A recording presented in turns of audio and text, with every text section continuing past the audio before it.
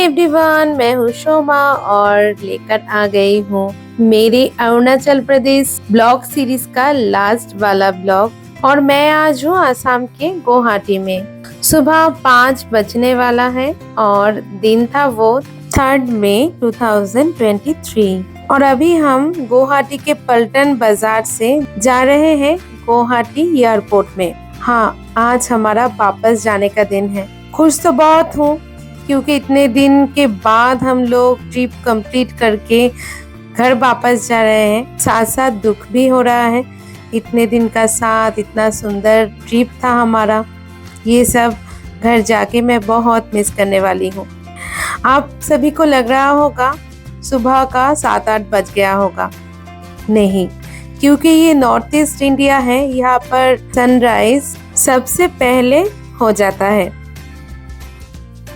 तो चलिए गुवाहाटी एयरपोर्ट जाते जाते आप गुवाहाटी का रोड वगैरह ये सब भी देख लीजिए मेरे साथ साथ। मुझे तो गुवाहाटी सिटी बहुत ही पसंद आई। क्या जाने कब फिर मौका मिलेगा इस सिटी में आने का और घूमने का। तो बात करते करते हम लोग गुवाहाटी एयरपोर्ट भी पहुंच गए। तो चलिए अभी हमारा बोर्डिंग प्रोसेस खत्म करके हम लोग एयरपोर्ट के अंदर चलते हैं और दिखाते हैं गुवाहाटी एयरपोर्ट अंदर से दिखता कैसा है। जिस दिन हम आए थे गुवाहाटी उस दिन भी मैंने दिखाया था, पर उतना डिटेल्स में तो नहीं दिखाना हुआ क्योंकि जल्दी जल्दी में हम निकल गए। तो अभी हमारे पास थोड़ा सा वक्त है, तो अभी मैं दिखा दूंगी आप सभी को। बहुत ही छोटा सा एक एयरपोर्ट है हमारे कोलकाता एयरपोर्ट से। जिस दिन हम लोग आए थे तो उस दिन मुझे ना बहुत ही अजीब लगा था क्योंकि हमारा जो कोलकाता एयरपोर्ट है वो तो इतना बड़ा है, पर गुवाहाटी में इतना छोटा एयरपोर्ट, जैसे कोई होटल लग रहा था। एयरपोर्ट तो मुझे नहीं लगा। फिर आज चलते हैं, देखते हैं कैसा है एयरपोर्ट अंदर से गुवाहाटी वाला। तो चलिए, मेरे हस्बैंड भी ट्रॉली में सब कुछ लगेज वगैरह ले लिए हैं, तो अभी चलते हैं अंदर।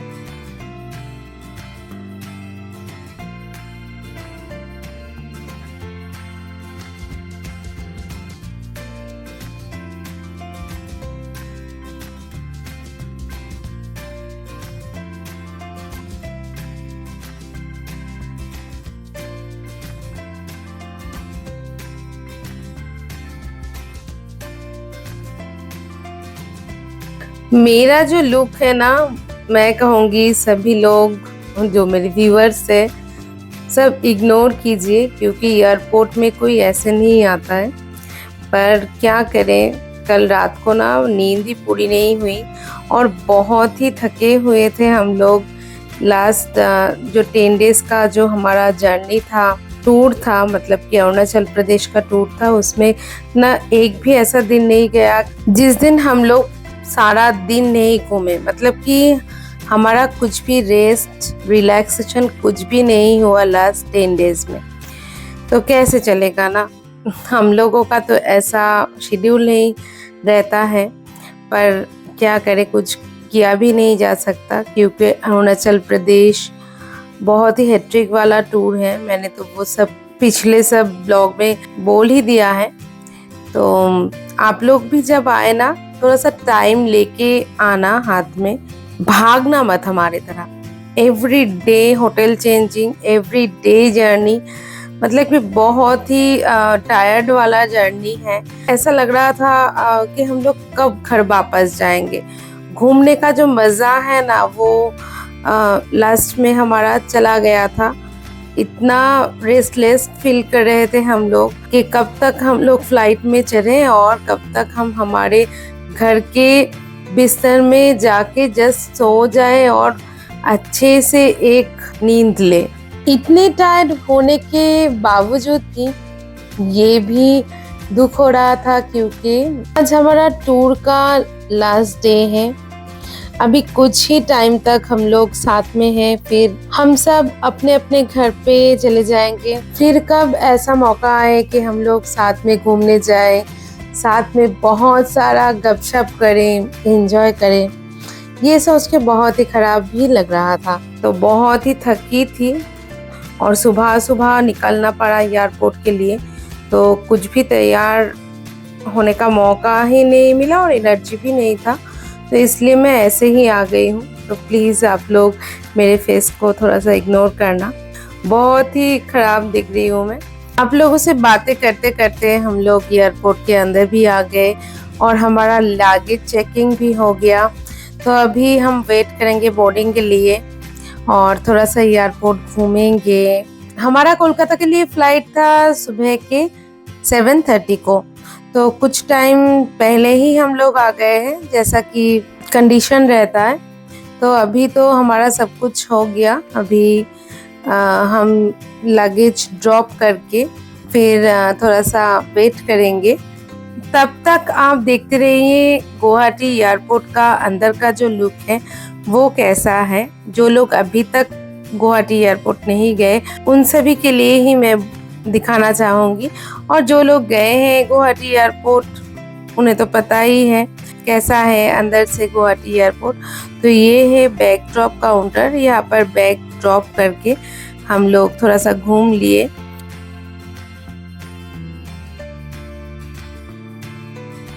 गुवाहाटी एयरपोर्ट में भी हमें दिखा यहाँ का ट्रेडिशन, यहाँ का जो कल्चर है, ये जो मुगा सिल्क यहाँ पर आसाम सिल्क बोल के जो जाना जाता है वही यहाँ का ट्रेडिशन है।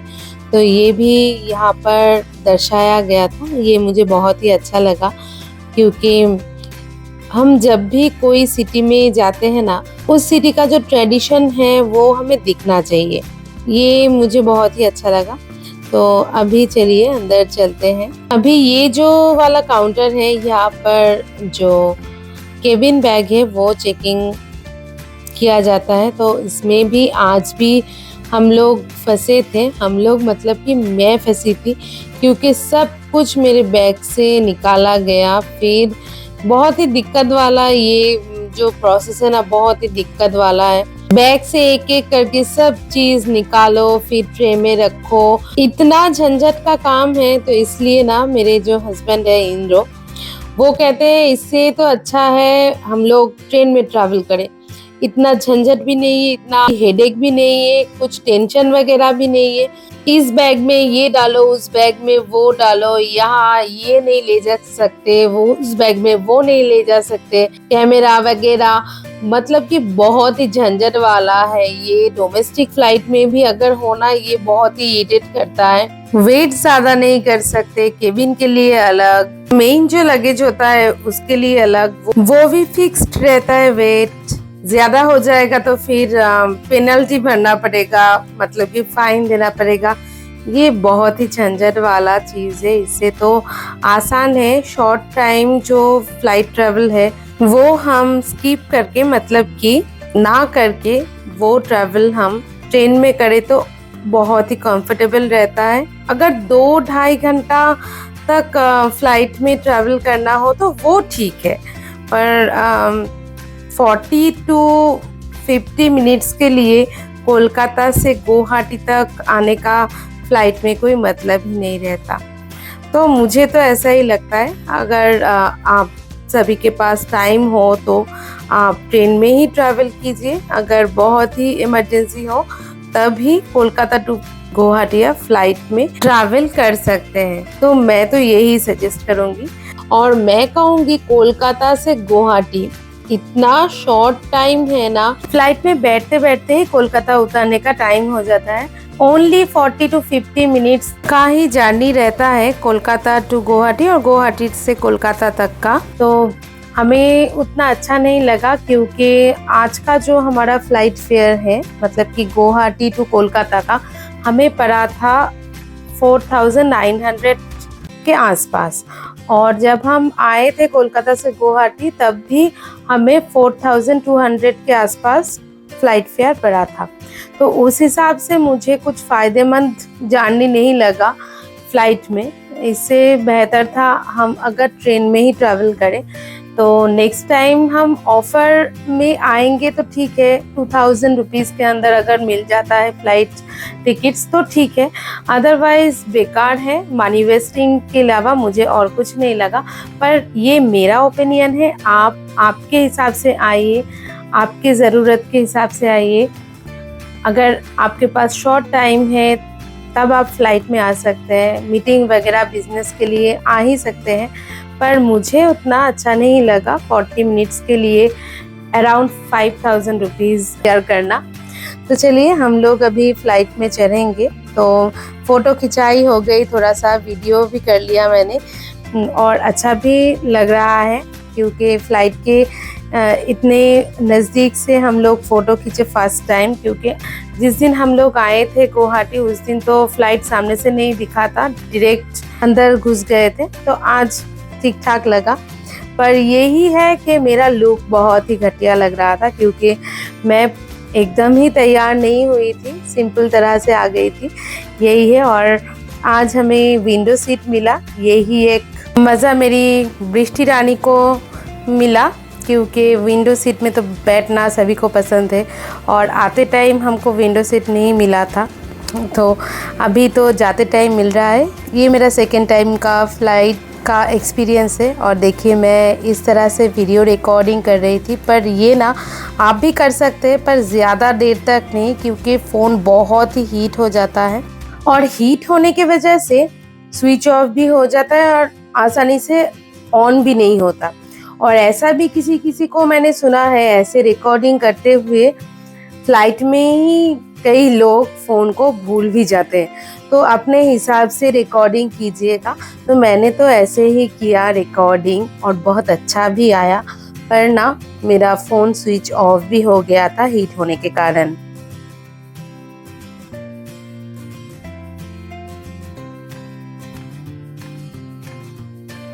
सेकेंड एक्सपीरियंस है फ़्लाइट में, तो मैं बताना चाहूँगी मुझे ना फ़्लाइट जर्नी बहुत ही बोरिंग सा लगा। ये तो 45 मिनट्स का जर्नी था, पर जब मैं दूर कहीं पर जाऊंगी पता नहीं कैसे मैं मैनेज करूंगी, कैसे मैं कम से कम 2-2.5 घंटे तक चुपचाप बैठ पाऊंगी फ़्लाइट में। बहुत ही बोरिंग वाला मेरा जो एक्सपीरियंस था, मुझे एकदम ही अच्छा नहीं लगा। मुझे तो ट्रेन जर्नी बहुत ही कंफर्टेबल लगता है। तो ये देखिए ऊपर से बैठते बैठते ही पहुंचने वाले हैं कोलकाता, तो देख ही रहे हैं ऊपर से कोलकाता लैंडिंग से पहले बहुत ही खूबसूरत नज़ारा है, ये सबसे अच्छा लगा मुझे। अगर ये इवनिंग टाइम होता तो लाइट्स के साथ और भी खूबसूरत लगता। तो चलिए कोलकाता लैंडिंग करने ही वाले हैं, तो उससे पहले मैं थोड़ा सा इन्फॉर्मेशन आप सभी को देना चाहूँगी क्योंकि पूरा जो ट्रैवल किया हमने आसाम, गुवाहाटी और अरुणाचल प्रदेश काजीरंगा, तो हमें कॉस्ट कितना पड़ा, मतलब कि टोटल हमारा 12 डेज था और हम लोग तो 4 मेंबर्स थे, मैं, मेरे हस्बैंड और मेरा डॉटर एंड सन। तो 4 मेंबर्स का आने जाने का ट्रैवल खर्चा, मतलब कि flight fair, shopping, all total जो ट्रैवल फेयर है सब कुछ मिला के हमारा अराउंड 1,20,000 to 1,25,000 के आसपास कॉस्ट पड़ा, मतलब कि बजट रहा है। तो आप लोग उस हिसाब से पर हेड कितना हो सकता है समझ लेना और अपना टूर भी प्लान कर सकते हैं। तो अरुणाचल प्रदेश थोड़ा सा कॉस्टली है, लाइक कश्मीर जैसा और लद्दाख जैसा, लद्दाख से थोड़ा सा कम ही है, पर कश्मीर जैसा आप लोग मान के चल सकते हैं। तो बहुत ही अच्छा था हमारा टूर, आप सभी ने देखा ही होगा मेरा जो पूरा सीरीज़ का ब्लॉग, और क्या क्या इम्पोर्टेंट चीज़ है मैंने सभी कुछ शेयर कर दिया है मेरा। अगर आप लोग एवरी ब्लॉग देखे होंगे तो पता ही चल गया होगा, स्टार्टिंग से एंड तक का पूरा जो इन्फॉर्मेशन देने की मैंने कोशिश की।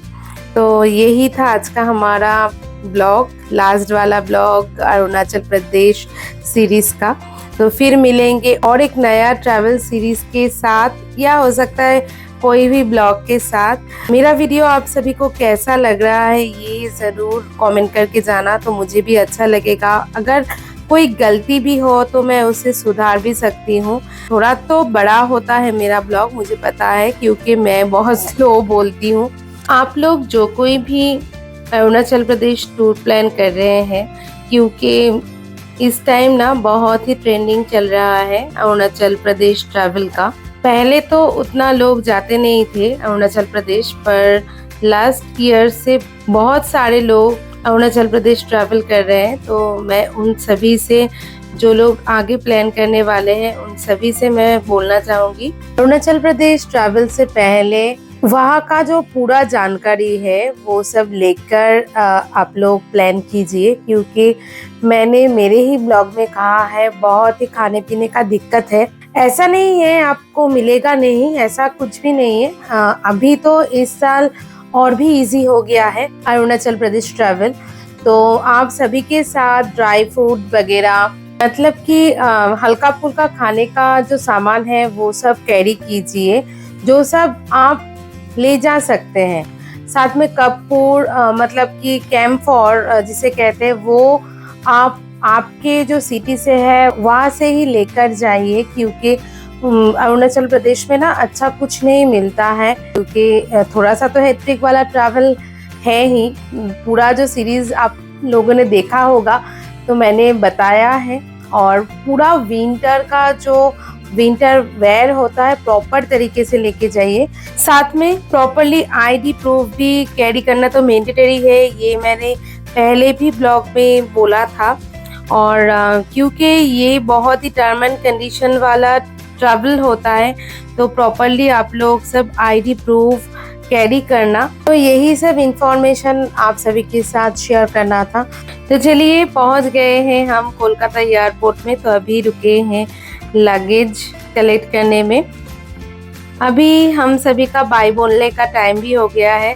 कैब बुक चल रहा है और ये है मेरा बेस्ट फ्रेंड तिताश। पूरा जो ट्रैवल सीरीज है, एवरी ब्लॉग में आप लोगों ने देखा ही होगा, तो इंट्रोड्यूस करवाना नहीं हुआ था अभी।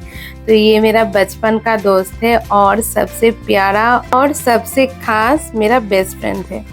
तो मेरा तो बहुत ज़्यादा फ्रेंड नहीं है, गिना चुना जो कोई भी है बहुत ही खास है मेरे लिए। तो अभी निकल रहे हैं हम लोग एयरपोर्ट से। अच्छा भी लग रहा है, इतने दिन के बाद हम लोग घर लौट रहे हैं। और साथ में दुख भी हो रहा है कि हम लोग फिर से कब साथ में घूमने जाएंगे इतने दिनों के लिए। ये सब तो मैं सोच ही रही थी, साथ साथ वो लोग भी सोच रहे थे। तो हमारा कैब भी आ गया है और एयरपोर्ट से निकलते ही कोलकाता का जो गर्मी है, इतने अच्छे वेदर से आए हैं हम, और आते ही इतनी गर्मी, बहुत ही गर्मी वाला वेदर। मई के टाइम पर होता ही है, आप सभी को पता है कोलकाता का वेदर कैसा होता है। और 3 मई था उस दिन और टेम्परेचर लगभग 42 डिग्री के आसपास था।